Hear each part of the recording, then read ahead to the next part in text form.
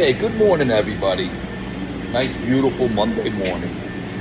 What I have here is a 2001 Dodge Ram.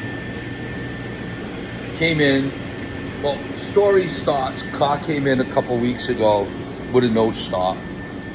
So I checked everything, found it had a bad fuel pump. Battery was worn down, so really didn't pay any attention to check engine lights. Needed a fuel pump, confirmed it 100%. Put a fuel pump in it. Customer took it, happy. Even to this day, happy with it. But then he came in one day last week and said that he was having an issue with it. It wasn't idling properly. It was going down to about 500 RPM when he would start it, and it was running rough. So I asked him, check engine light on? He says, yes, check engine light's on. It's been on forever. Other shops gone to, said, don't worry about it. It's over 15 years old, don't care, don't need a sticker. Okay, no problem. But I look at it this way. Your doorbell rings at home. Do you answer the door or not?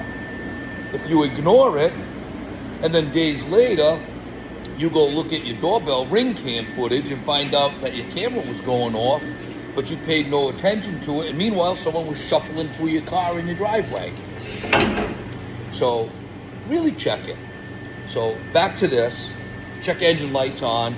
I decide I'm gonna scan it. First off, I told the customer last week, there's several different things that could cause that low idle, vacuum leak, low fuel pressure, IAC motor, mass airflow. It's an 01, and it's a Dodge.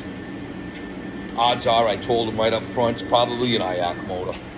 So I did scan it, and when I scanned it, I have the scanner on it, keys on, evidence there.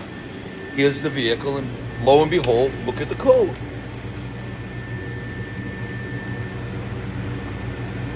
IAC, automatic idle speed control. That's the problem. So now I'm going to confirm it, check it to make sure. Moral of the story is, this quick little video is just basically to say, don't ignore the check engine light.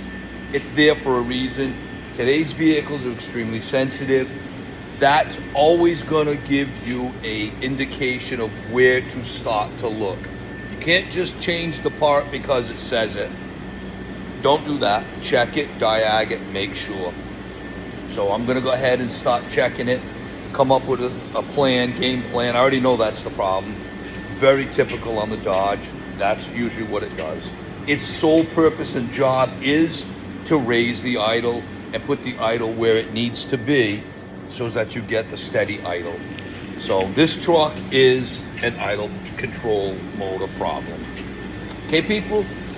Just a little tidbit of advice for the day. Nice little video to show you what's going on. So have a great day once again from Nitro's Auto Repair. Have fun.